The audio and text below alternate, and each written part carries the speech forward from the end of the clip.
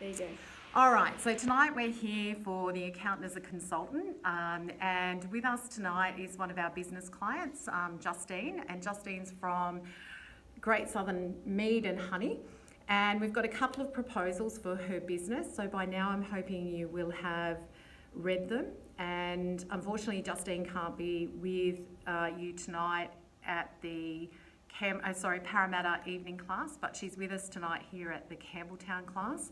So we're going to tape what goes on here and the questions and what she has as a business so that it can be shared with you, and then you can formulate anything you need and send something through to me via email and of course via your tutor Lil as well. All right, Justine, thanks.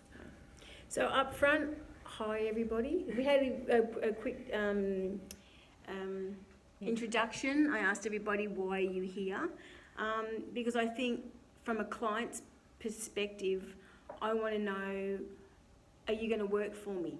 How are you going to, and what are you going to bring to the table that's going to make me go, wow, I never thought of that. I never honestly, as a small business, and I am a boutique business, and I think that's where you guys can learn hopefully a lot from it. So I guess my question, or the beginning of it all is that I'm actually a potter by trade.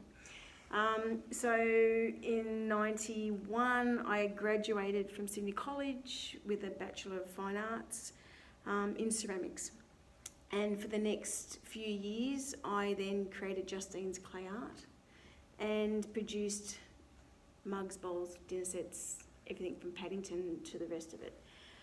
About 1996, I'd had enough, got married in 99, and desperately at 34 years of age wanted a baby. So the pottery kind of got put on hold, and over the next 12 months, literally a swarm of bees flew into my pottery studio, and literally the rest is history.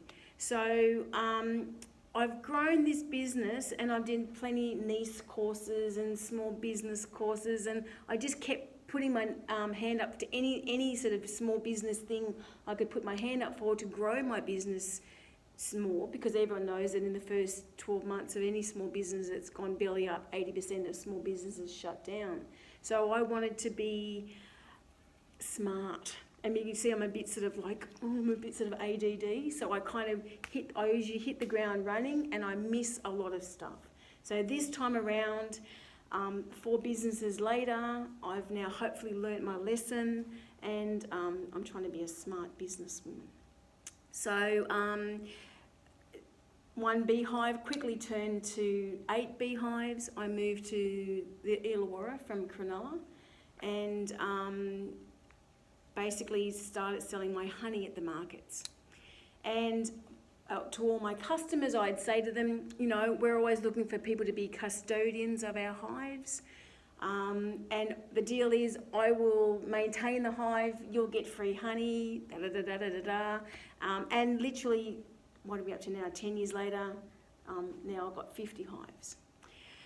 In 1997, I finally fell pregnant with number 2 baby, and I think during the markets for that many years, I'd had enough. So 85 was my very first market, so I've kind of had a few, I know the market industry very well, and I know the people that come, the clients, the customers that come, I know them down pat. But now getting this little business off the ground, I feel like I've hit a brick wall. And I had a conversation with Sian a couple of weeks ago and said, how do I get it to the next level? And she said, well, maybe we could bump this idea with this unit that I'm teaching. So that's why I'm here, I guess. So in 07, if I'm going to be 07, 08, my dad found a bottle of Mead that he had underneath the house. That was his wedding present.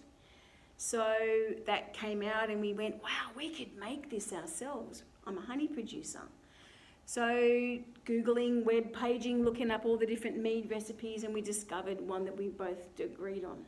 And my dad's very much like me, a talker. Yep. And he's my best buddy, so I get to work with my dad, which is a pretty cool thing. and we always bump ideas, and I talk like this to him about everything.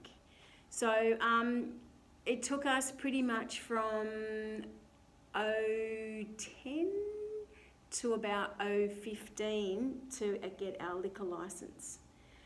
With the changing of what the government were putting through is it kind of opened up a few more doors for these boutique wineries and boutique beer people. There's a lot more of those breweries have come on board, and it's because of the way the government changed its policies is why people like myself have been able to have a liquor licence, and a wholesaler producer's licence is what I have. So over those 5 years of waiting and ticking off lists and going through all this formality of having the correct studio setting and having the right floor covering and having 2 sinks, not 3 sinks, and having the OH&S was just tick, tick, tick, tick, tick, and someone would come and look at that and we'd pay $100 for that, and someone would come and do that and have a look around the thing and we'd pay $1,000 for that. And so there's a lot of requirements on my side to fulfil my needs to council and whatnot. So then by the end of that 5 years, we'd had 2, because our mead, the mead that I've got here, if I hold that, you can see this bottle of mead that I've got here. So that's my mead, and it's on each back has its own little story. So why we created that bottle of mead, and this is what we call, I can never say it correctly, is a methylglycine. We can have a taste later. It's only about 15%. So, and it won't get anybody drunk. So, so each batch takes 18 months before we then bottle it. Then after 18 months, I then take out 25 litres and start playing with the flavours. So we've got a traditional methylglycine, sounds really nice, which is honey, water, yeast, fruit and spices, yeah? The other one we do is in an old oak bourbon barrel. So it has that woody, oaky kind of bourbony flavour going on, not as sweet. I do a mulled wine, and once again, that's like a hot German spicy red wine that has more cinnamon and star anise and oranges. It has that real kind of Christmas kind of Easter feel about it. The next one is ginger. Then I have raspberry, which is the new one this season, because once a year my raspberry canes go off. So I put my fresh raspberries in it, the gingers from my garden. Basically, as much as my product I can is I grow it, I make it. And if I have to buy it in, then it's organically grown or I've sourced it from reputable dealers. From the business side of it all, I think after being at the market since 2015, so another 5 years has sort of gone down the track. As I said, I need something else. And like every small business, it's that nervous, it's that whole thing of where do I go from here? And that's where my business head I don't have. I'm too creative. And you're either business or you're creative. You're either in the arts or you're not. And so I was going to say, Justine, is it fair to say that where you're sitting at the moment you have, and I'll just bring in your other side of things here. Yes. So we've got a traditional set of honey sample pots here. So it's all packaged, you can see it looks... All packaged throughout. That honey has been the stable, what I would call fixed cost, covers all your fixed costs and what your clients come back for. What we call bread and butter. That's right. And then you've branched out into honey mead. And that mead now needs, so there's selling of alcohol, there's licenses, there's responsible service of alcohol, the like. But you're sitting here now saying, as a business owner, where do I go from here? Because the intensive side of producing honey is quite labour intensive for you. The mead has a long term for maturity, and what we're looking for is how does this business expand from a small studio where it's been into a market environment where it's very targeted and you are targeted in your clients that you're taking through.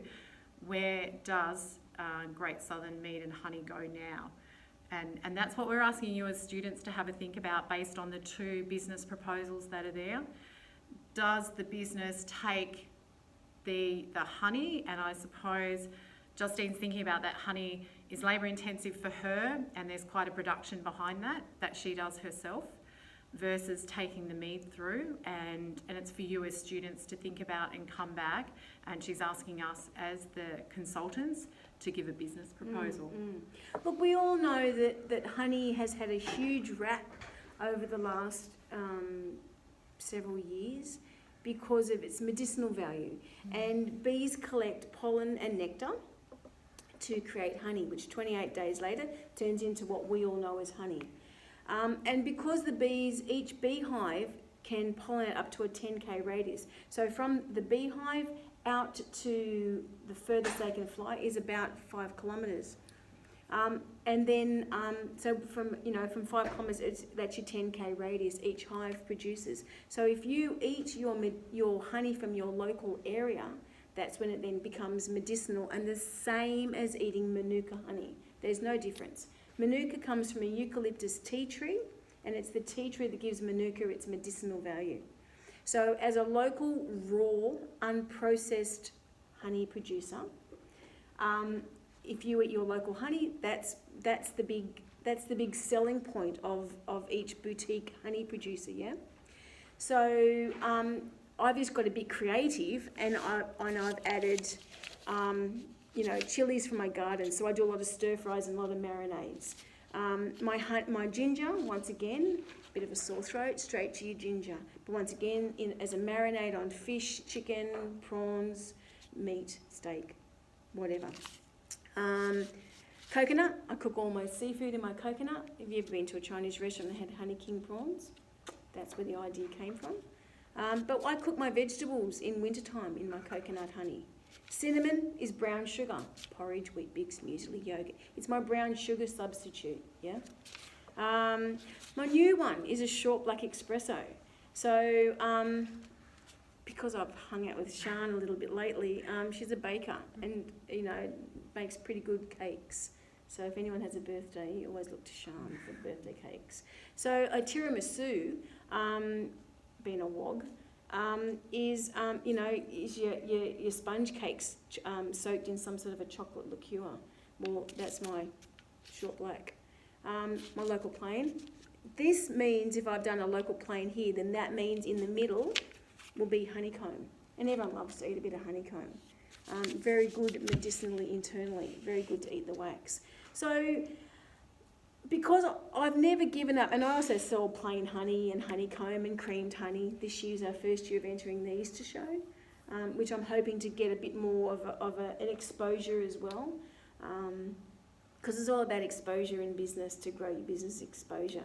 So there's so many different avenues I've shut the website down because I didn't think websites did me any favours over the last 10 years. I think social media and Facebook and Instagram is where it all happens, because my phone's forever going bzz, bzz, bzz, letting me know that someone's sent me a message on Messenger on, where can I buy your honey, where can I pick up a jar of mead or bottle of mead or something. So I think I've never given up on the honey because it's my bread and butter. And so that's why I haven't sort of said to Sian, I just want to focus on my mead, because I think personally they go hand in hand. Because if I didn't have my honey, I wouldn't have my mead. And if I didn't have my honey, then I wouldn't have my ginger honey, which I sell umpteen. My ginger honey and my coconut honey, my cacao honey, which is just raw cacao and honey, which is like a chocolate Nutella without nuts and dairy. So they are my staples. They are what sell every Saturday and Sunday at my local markets.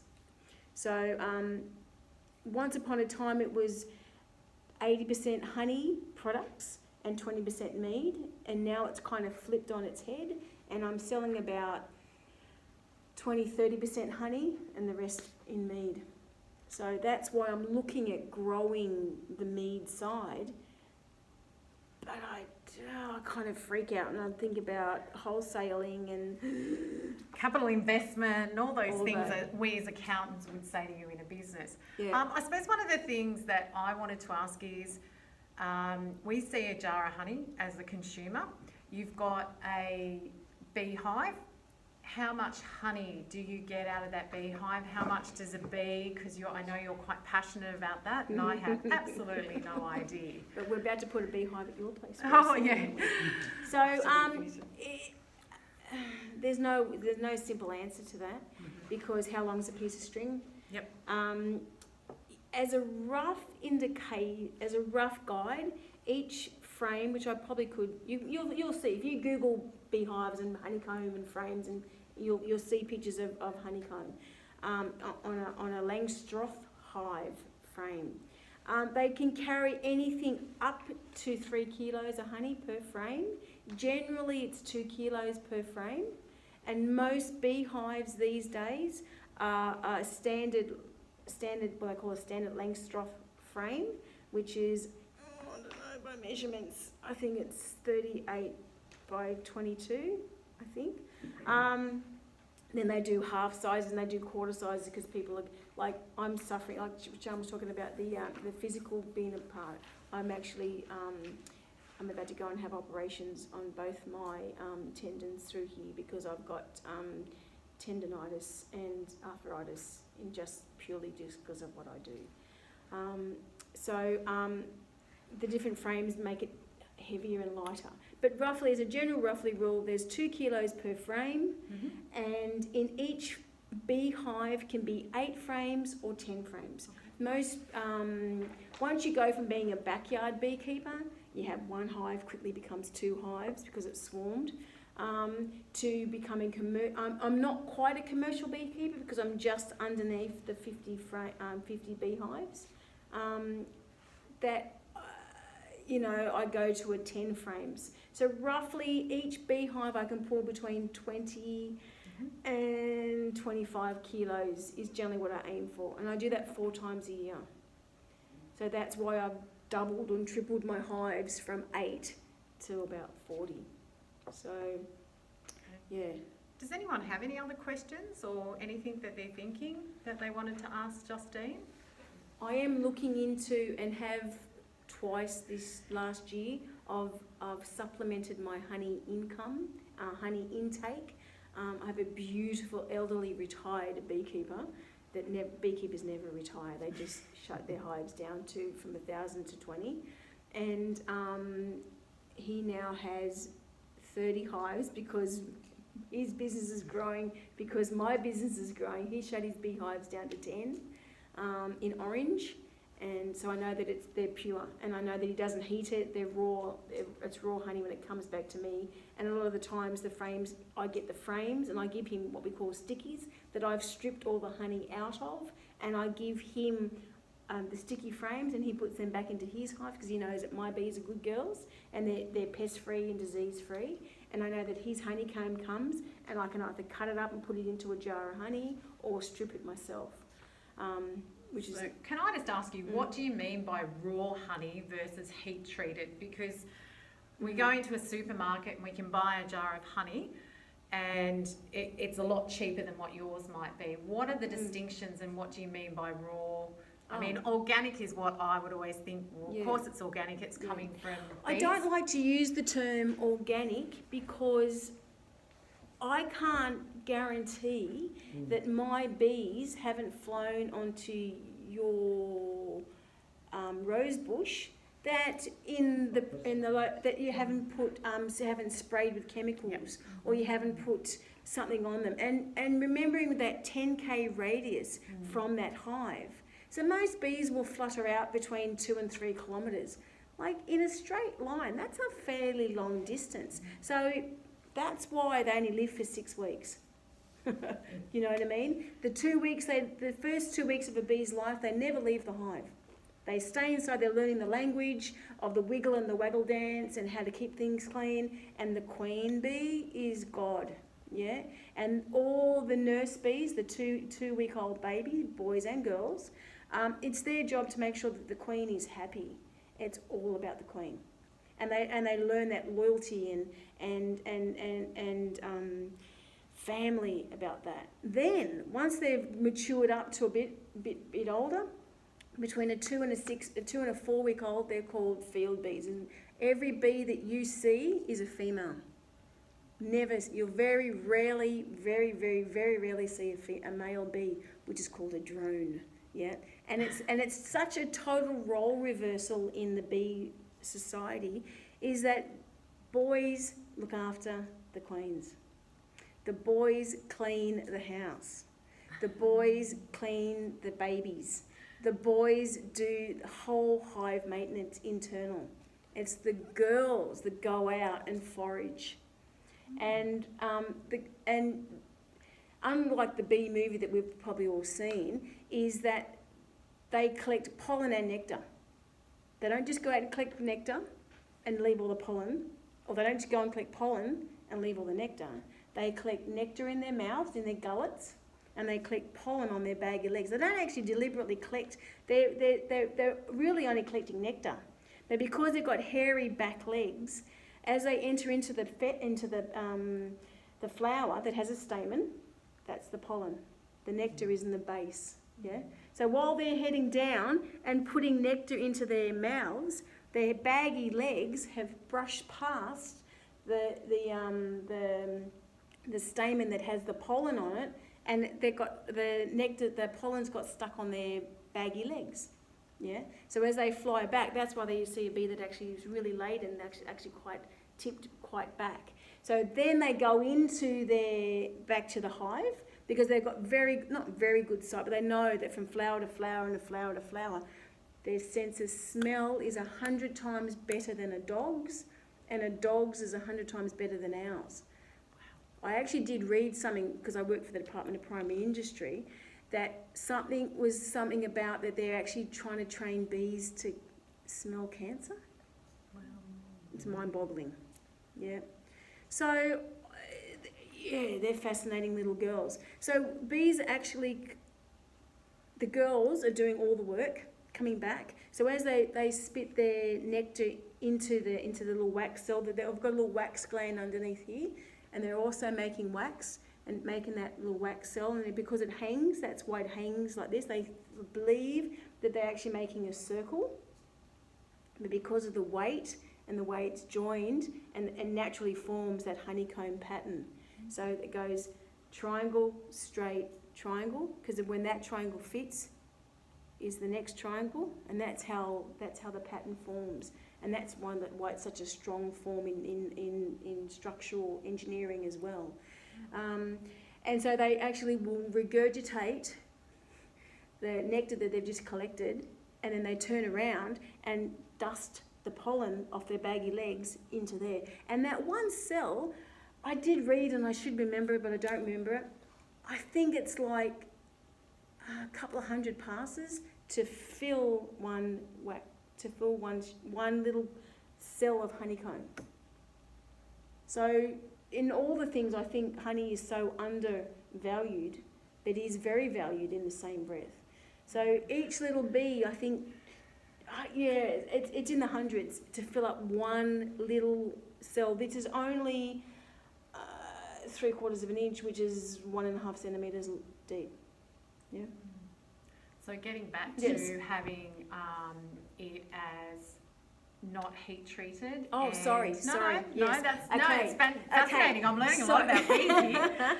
They're busy little bee. Now I know why we call us busy little bees. Busy little bees. Okay, so raw versus non-raw heated is purely because they've done the research, because Manuka, that we've all heard of Manuka honey, because they went and did all their research and realised the medicinal value of eating unprocessed raw honey, that by sending off all their honey samples to the labs, they realised that the minute you heated honey and processed it, it lost all its medicinal value.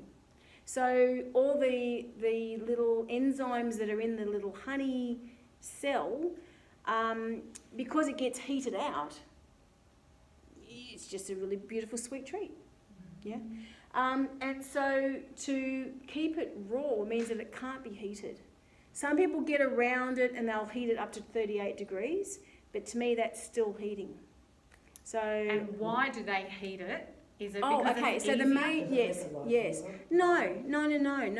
So, okay, do the math. You guys understand math. So I've got 40 hives. In each hive, I've got 8. Actually, I've just upped one. I've got 9. I've got 9 frames per hive. So 4 9s. I've got 560 frames at the very, very best. Is that right, math? 360. 360. That's why she's 300. the Okay. artist. I've got 360 frames at the very, very best, but I never go into all my hives each time. I've got about 25 between Port Botany, La Perouse, Kernel, Mascot, Botany, Hurstville, Allawa, and then I go to Tarrant Point where my parents live. Then I do Caringbah, I do Cronulla, then I do Kernel. Then I come back and I'll do Sutherland, then I do Menai, then I do Helensburgh.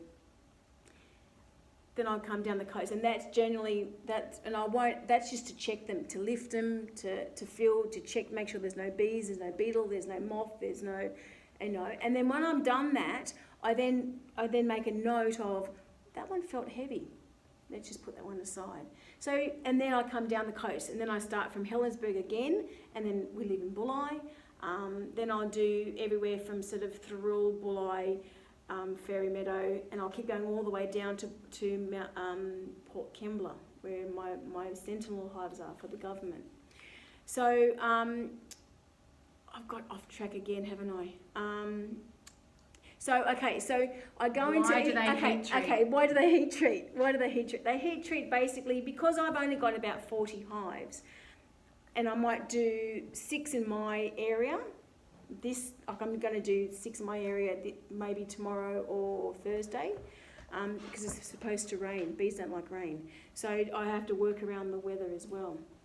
And then I'll do 6 around Botany, and so I'll do 6 times 9 is 54.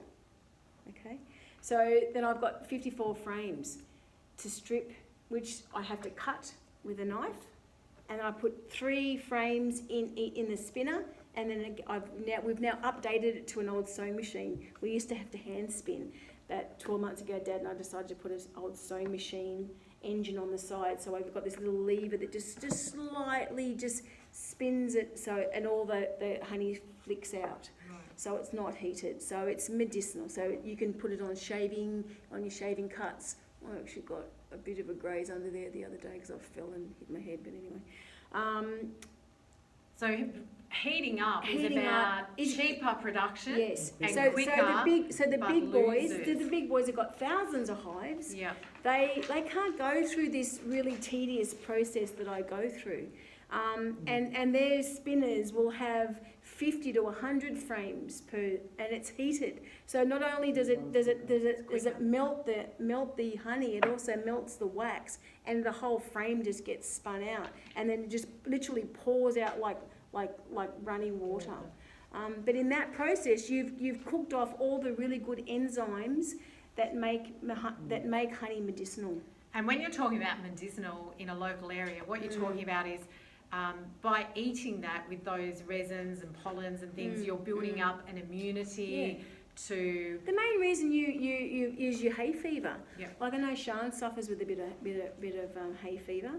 So it's because if you've got a change of season and the wind's blowing the wrong way or the right way, all those pollens that are on all the trees that have just come through, that have just got your sinuses going and your hay fever going, that by eating your local produce, not only honey, but if you eat your local produce grown from your place where you live, that also builds up your immune systems too. So honey is just a byproduct that the bees do, are such efficient little girls that make honey so, not easily, but so proficiently, we know that we're going to eat and build our immune system up. But if you have a mango tree or a plum tree or an apple tree or a mandarin tree in your house, that food is really, really good, and that's a good way of building up your immune system too.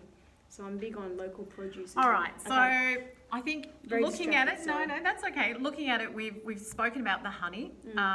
It's a fantastic, you know your product so well, and I think that's one of the things, and I can see how passionate you are and the ability to get that across. So there's a great amount of knowledge, but there comes a great amount of physical, I suppose, physical work from you, because it is small, it is boutique. To step into that next larger production means an increase in beehives, would mean additional staff members, and that's part of what your exactly. employment. Yeah. So it's one of the big steps that we find when we're in business as accountants, where our clients come to us. They're at the next level. How do they get from this step to the next step? There's capital investment. There's always, with that capital investment comes a reduction in income for a certain amount of time, but then there's a payoff further down the track. So our honey sits there as one. We've got mead as the next, and there's quite a distinct process for the mead to take place. So with that in mind, Justine's given us, I think, a really good insight, and there'll be a chance for you along the way at the 6-week mark to come back as each group and present to her with your ideas. It's very much, I wouldn't say sky's the limit, but you really need to, we're about innovation, we're about thinking outside the box. How can we do that? Because I am fearful, but I'm not fearful. Yeah. I know that if I want to grow my business, I need to grow it, and I need to know smart. I need to be smart about it. And I guess if I'm going to either approach an investor, i.e. probably my mum, thanks mum, or a bank, an institution, because I currently have all my FPOS and my terminals for my market stalls through the ANZ. No, you know what I mean? And so I've approached them, and they've kind of gone, well, you know, we're into helping small business, and they blurb it all on the advertising. But when you actually push comes to shove, they want to see the business plans, and they want to see that I've been to a financial advisor, and they want to see that I've got all my boxes ticked. So their investment in me is a sound investment, and this is where I really struggle about. I'm a Leo. Can I just say I'm a Leo? I'm a control freak. And I like to be in control. And if I'm not in control, I'm very out of control. So I've built this business up really slowly, so I know everything. You know, I know every step of my mead production, of the 18 months it takes to make my mead. And I know I think I know every step, but when it comes to the life of a bee, I think I've got it, I know them pretty well. They still sting me, and yes, I get stung at least once a day. Lucky her, not me. Do you know what I mean? No way. You know, like I don't know whether you can see that little mark underneath there. I've got a little red mark. I got stung yesterday. And it was just, I was just pruning some bushes just to make their house, give them a bit more space around the front of their hive. And one girl got stuck in my hair, and as I'm going like this, she just came out and went, and I went, oh, sweetheart. So, and it's just the name of the game. Everything has its perks and lurks. So I get sweet honey. So do we have any questions we want to ask or anything? How much meat do you produce? Roughly, I'm doing 100 litres per month. So these bottles are 375ml bottles. I've looked, because I am a potter, and over the last 5 or 6 years I've been telling everybody that I'd like to be able to make some beautiful stoneware bottles, like some more, because they believe that mead came down from Vikings. They think it's as old as that. And then somehow when the Vikings came down and rode down and plundered the next village, they put their drum of honey on the back. In the storms and the seas and whatever, some water got into the barrels. It turned it. started to ferment it, and they would have, 6 months later, they would have gone, oh, what that smells like, oh, let's, and then got drunk. So it could have been something as simple. They can't pinpoint where the origins of mead, but they think that's possibly what happened. Then the Britons then took it in, then the monks took it into the churches, and literally the rest is history. So if you go on to the internet and you look up mead recipes, there are trillions of different recipes. And we've just chosen one, and over the last 10 years have tweaked it. So we started out making 5-litre demijohns, and I think we've got 5-litre demijohns. Because we knew it was going to take 18 months. So from the day we make it, so we roughly make our mead in the first week of each month. Sometimes it's the first and sometimes it's the 9th, but our weeks are, our own, and but it's roughly in that first month, the first week of each month. I was having this conversation on the way out here with Sian, was that there's no set pattern to making mead, but sometimes the 100 litres that I make each month, we call it racking. And once all the sediments that I've added and all the other ingredients that I add to my mead, they settle. And that crud that's at the base, I then have to take off all the top and leave that crud, and then I put into another container and store it.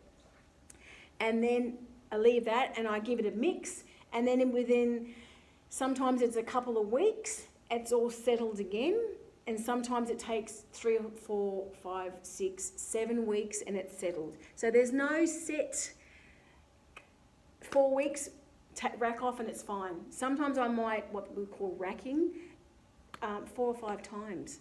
So each time it's a month or 2 months in between. So all of a sudden there goes 12 months, but I leave it for another 8 months before I then bottle it. So it's really, by the time I'm selling it at my market stall, it's about 2 years old. So the mead that I'm selling now was made in the beginning of 2018.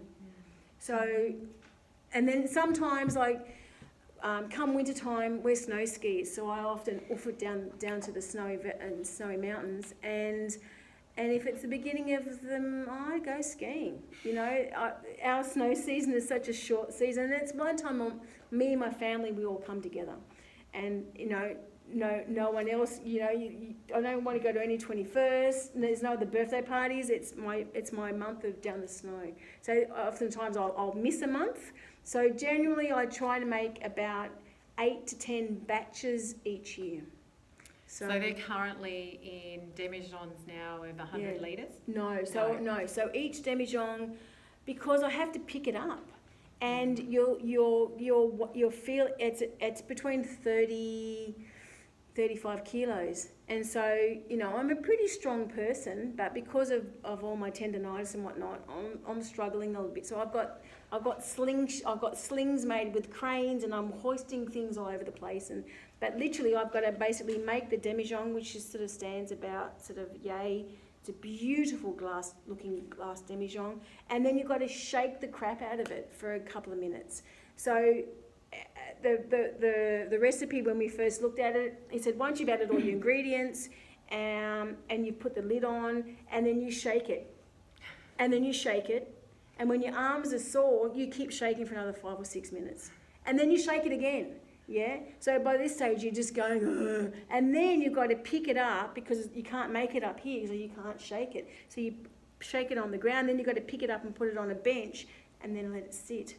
Don't touch it, don't sneeze on it, don't look at it, don't move it, because if you move it, then the sediments move around, and then you can turn it. And so, there's quite a lot of little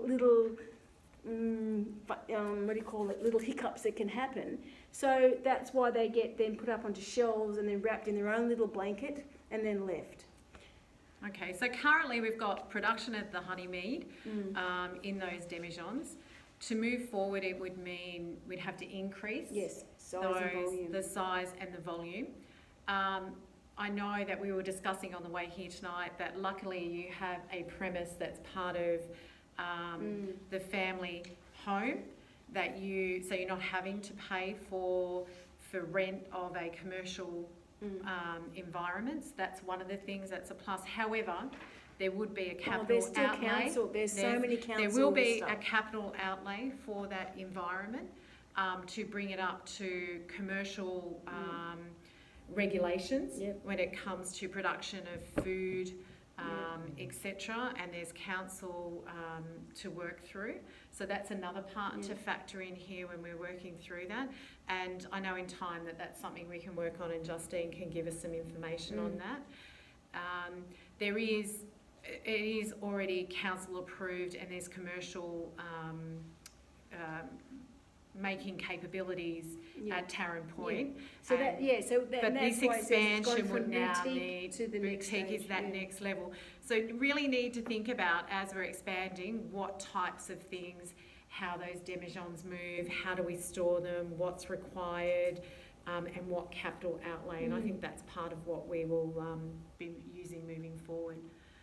All right, if there's anything else that we want to ask, great question. It might relate to the party, but what percentage of your honey goes into your meat? Is like a lot of it, like the honey that you take. So now, the decision we made, because I've only got 40 hives, is that all my honey goes into this side of the business at the moment.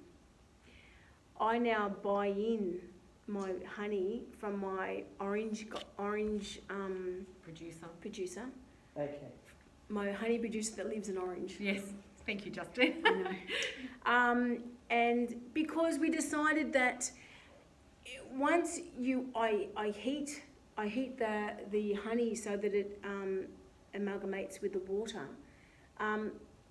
Does it have to be raw? Local and raw, it Local doesn't. and raw. So that's a great question. So what we're saying is to expand that honey mead, it would be at purchasing in honey.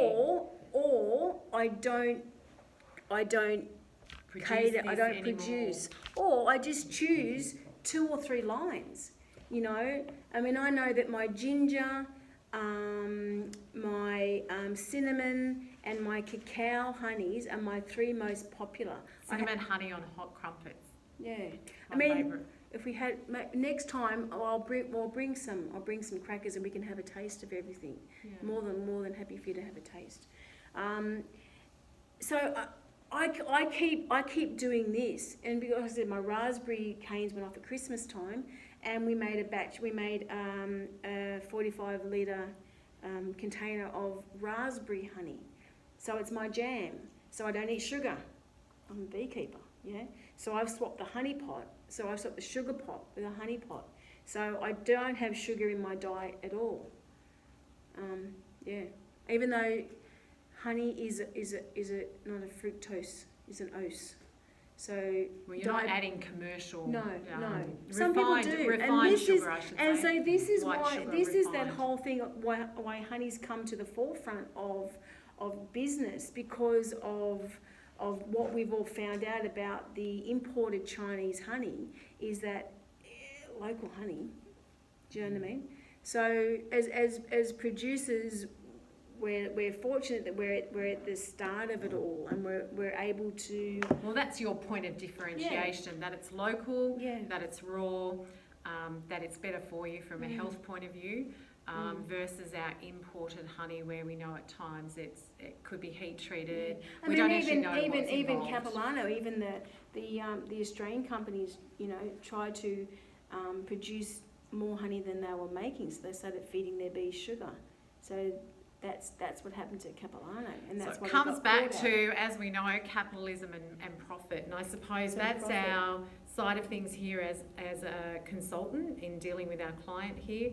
How do we bring this business forward? How do we ensure that there's a growth with profit inside it, so those profit margins stay, taking into account the capital that may need to be outlaid and the labour or the expansion with regulation and compliance. All right, if there's no other questions, I think we'll wrap it up for tonight. No? All right, thank you. Thank you, Justine. Yeah.